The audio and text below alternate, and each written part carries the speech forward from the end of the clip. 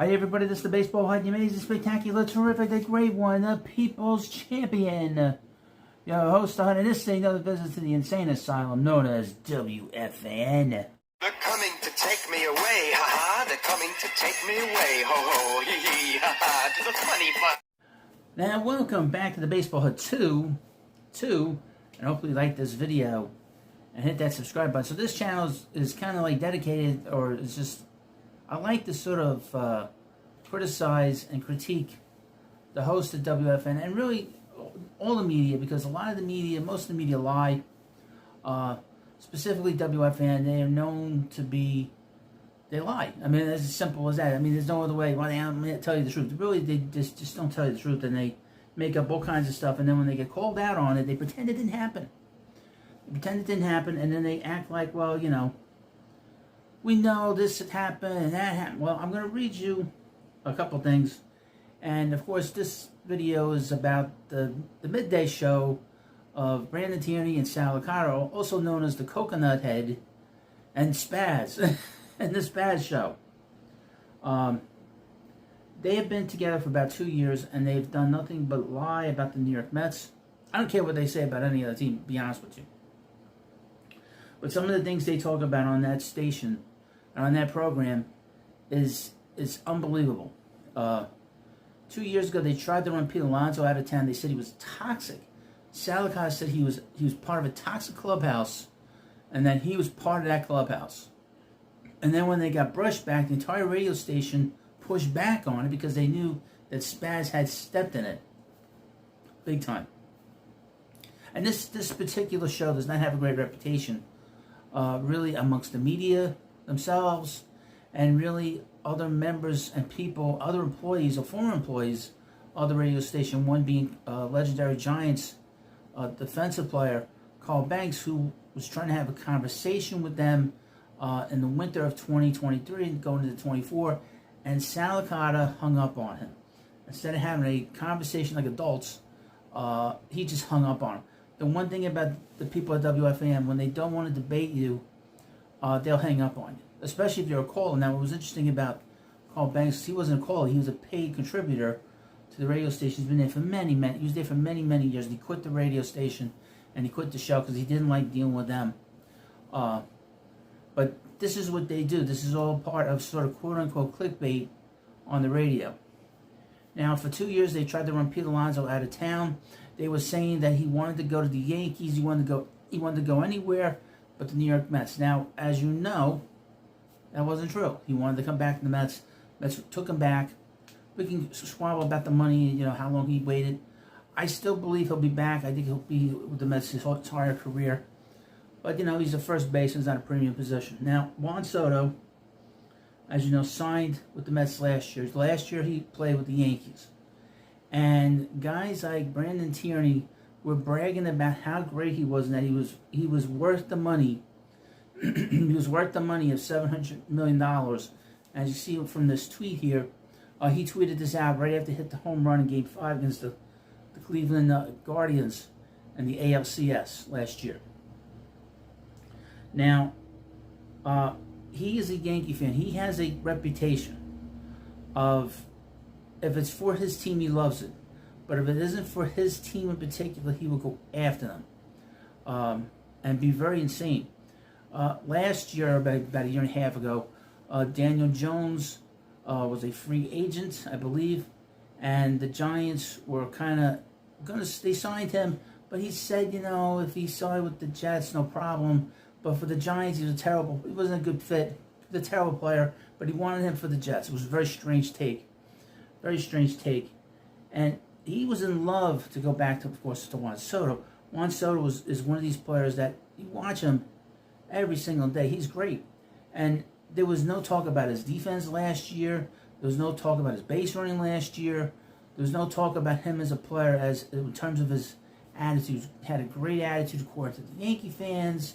But when it looked like he was going to sign somewhere else, where he's a terrible defensive player, terrible offensive player, other than he's able to hit, you know, he's not good base runner, he's going to be a 30-30 man this year.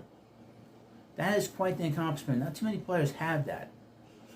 He would be a handful of Met players to ever do that, Darryl Strawberry, Howard Johnson did it 3 times, David Wright, Francisco Lindor, and he will be the 5th player to do that. That is quite the accomplishment and an unexpected one. He's a much better player every day than what the reputation that the Yankee fans in particular threw at him. Now, as well as that, Michael Not So K, who works at ESPN and also with the Yes Network, and he's a Yankee shill, had been attacking Juan, saying that Juan was not happy here. That he was not happy signing with the Mets. He really wanted to sign with the Yankees. But as you know, the last, really this whole season, his at-bats have been very consistent. But now, the numbers are starting to pile up. And he said the other day that the most important at-bats that he can possibly have is in September, because if he's hot in September, and the team's hot in September, they're going to go and win the whole thing. Which makes a lot of sense. And that's why his numbers have exploded in such a big way. Prior to Wednesday's game, he had hit 5 home runs in the last 5 games. He's driving in runs like crazy. He's walking like crazy. He leads, I guess, Major League Baseball walks. He's got over 100 runs scored. We still have 20 games to go. He's going to drive in 100 runs. He's probably going to break his own career highs at home runs, RBIs. But you wouldn't know if he was with the when he got to the Mets, because you would think that he only had one great year with the Yankees, and he parlayed it into the $750 million plus contract. That's how the Yankee fans and the WFAN in particular put this out there as. Now, they were going after him pretty hard as really as late as July. Now, 3 weeks ago, I did a video on Brandon Tierney attacking Juan Soto's age. He put out had an outrageous thing to say about him, saying that he wasn't really 26 years old, that he was much older. Let me read you from SI. WFAN host questions Juan Soto's age amid Yankees-Mets rant. This conversation took an interesting turn. Okay, just a bullshit turn. That's what it is. And that's all it ever is at WFAN. Just a bunch of nonsense. The ever-growing cross-city rivalry between the Yankees and the Mets. Juan Soto's mega contract he signed this offseason, sending him from the Bronx to Queens, is only the latest blip on the radar. I won't go that far. The deal is a 15-year, $765 million pact. Keeps the 4-time All-Star with the Mets through 2039, to his age 40 season. At least we think. Well, we know.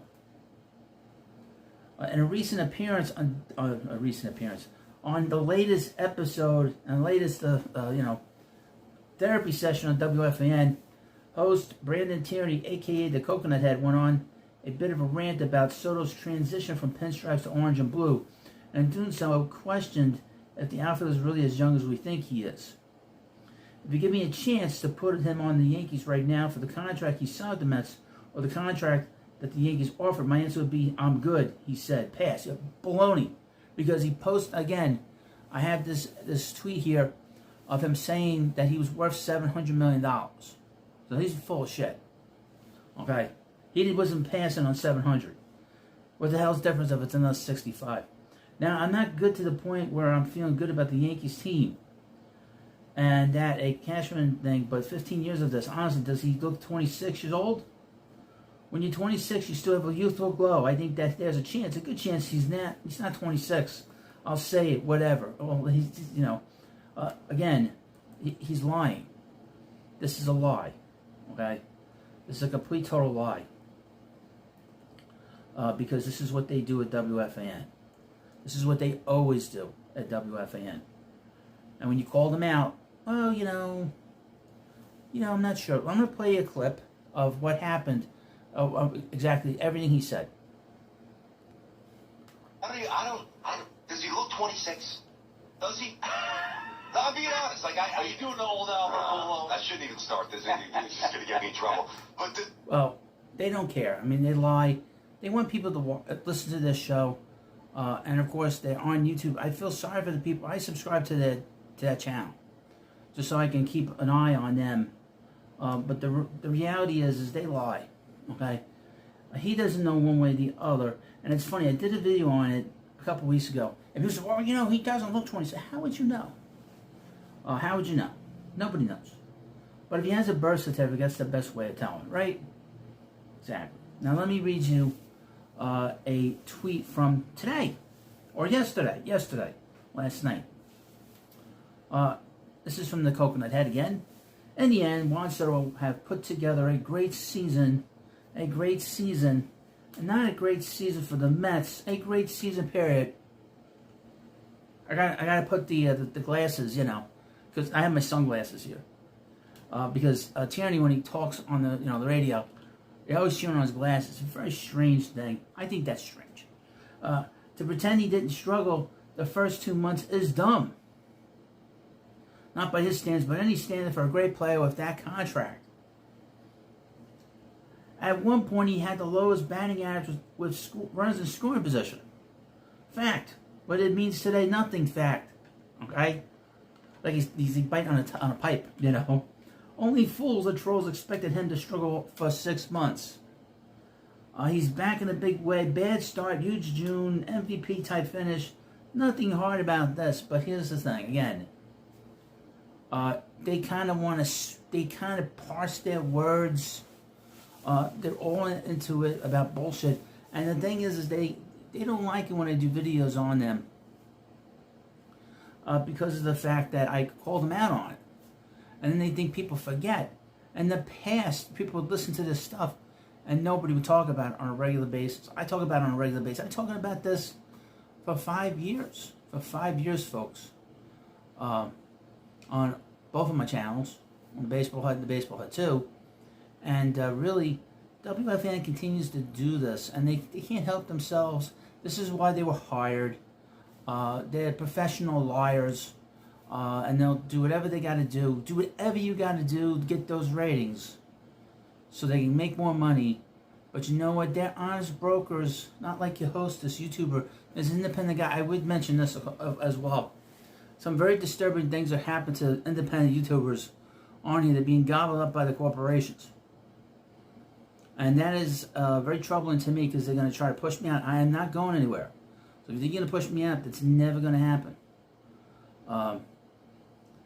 I don't think that it's all that interesting to hear from former players. God bless them. God help me. But God bless them. But most of the players that talk on these different podcasts, there is nothing. I know it means nothing that's interesting about what they have to say. And you could change one baseball YouTuber with another one. One former player over another one. These guys would rather be playing than doing a podcast. I hate to pick on him, Jerry Blevins. Maybe he's funny as a baseball player, but he's nothing entertaining about him as a YouTuber. Nothing entertaining about him as a commentator. I'm gonna be honest. There's nothing. It's nothing personal. It's just in terms of my taste. Okay, but I feel sorry for a lot of people because they don't understand what has happened here. And then you see Major League Baseball trying to control the narrative. They hired and are in partnership with one of the biggest known critics of theirs, and John Boy Media. That is not a coincidence.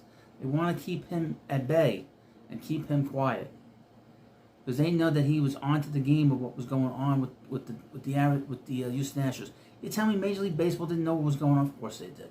They knew that there was cheating going on in the game, and they knew there was cheating going on before that. For a few years it was going on. Many teams were doing that stuff. But because of YouTube and Dan O'Brien, Jimmy O'Brien, he found out about it. And he figured it out. Along with Buck Showalter, by the way. But you have to understand, this is what the corporations do, is they're gobbling up all these channels, okay? And the gambling racket is gobbling up these channels. CBS is gobbling up all this. We think the Bleacher Report is. All these different corporations are eating everything up, as well as the gambling racket. Now I'm not associated with any of them. So that's what's disturbing about all the stuff that I deal with here. This is why the channels haven't done well this summer. It's been a very strange summer here at the Hut. It really has been. Because of what my competition is. I'm not dealing with some untalented YouTuber. I'm dealing with these corporations with billions of dollars behind them and a message. Whatever their message is, they're going to push you out if you go against it. That's how it is. Well, Thank you for coming back to the insane asylum. This is another rather interesting visit to the insane asylum known as WFAN. They're coming to take me away, ha ha. They're coming to take me away, ho ho, hee hee, ha ha, to the funny farm.